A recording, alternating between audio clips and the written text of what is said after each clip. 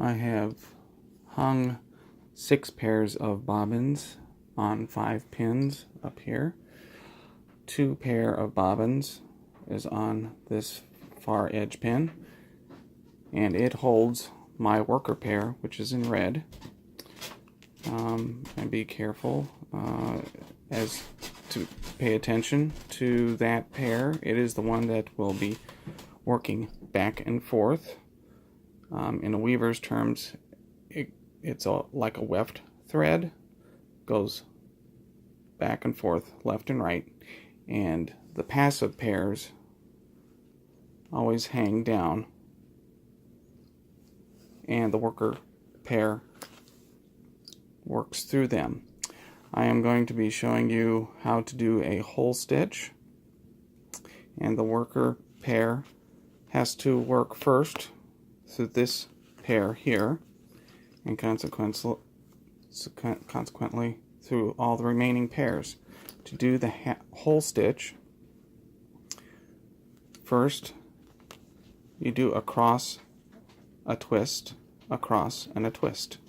To do a cross, place 2 over 3, that's a cross, and a twist is bobbins 2 and 4 over 1 and 3. And then another cross, 2 over 3, and to finish off this is another twist, bobbins 2 over 4, 2 and 4 over 1 and 3. And there you have one full hole stitch. You lay this passive pair to the side, and then you pick up the next passive pair, do the same thing. You cross, twist, cross, and twist. Pull horizontally with the worker pair and let the passive pair hang naturally.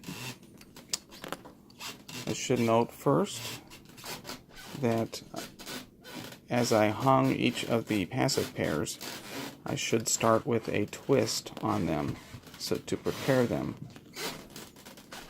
So now this worker pair will work through this passive pair. So I do cross and twist, cross and twist. Pull horizontally and let the passive pair hang naturally.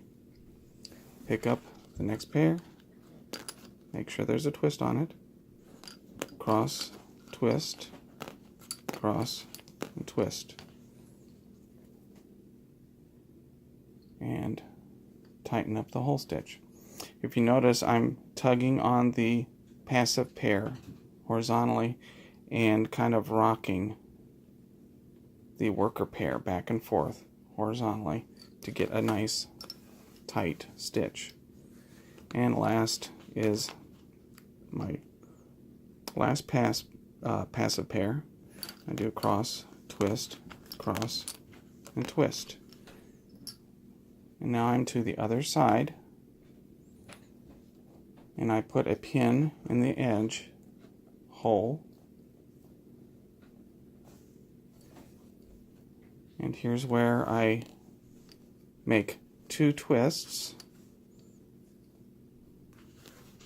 and that is so that I do not get rabbit ears at the edge pin.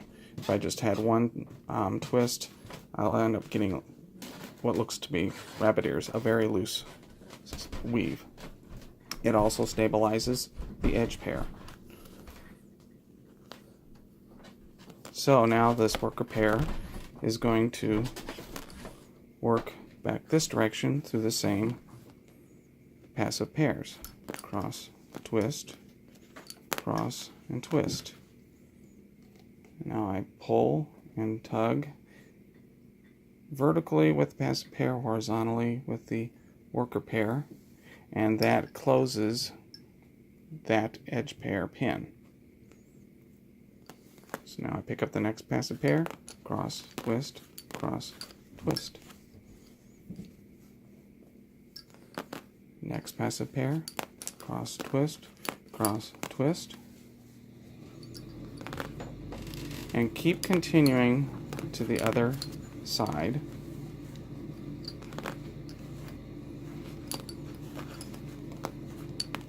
This is my last passive pair, and put an extra twist in there or two and pin it at the edge pin. There we go. And now we need to close. This is considered an open pin, so we need to close that pin by starting the next row with another whole stitch, and then that closes that edge pair. As you continue working, you will notice that the passive pairs have a tendency to want to wander off and not be horizontally. So as you're working, just kind of give them a tug to kind of put them in their proper place. So before working your next hole stitch, give it a tug, a vertical tug, and then work your hole stitch. Set that aside. Bring up the next pair, give it a tug, and I'm putting a fairly tight tension on this to help along.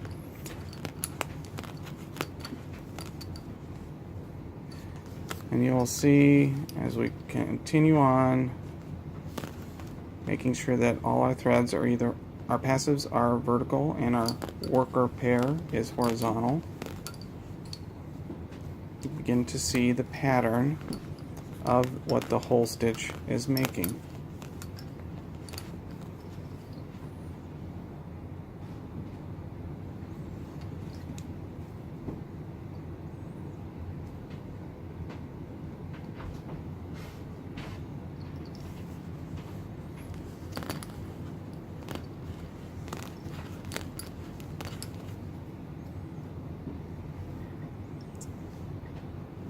And that is the hole stitch.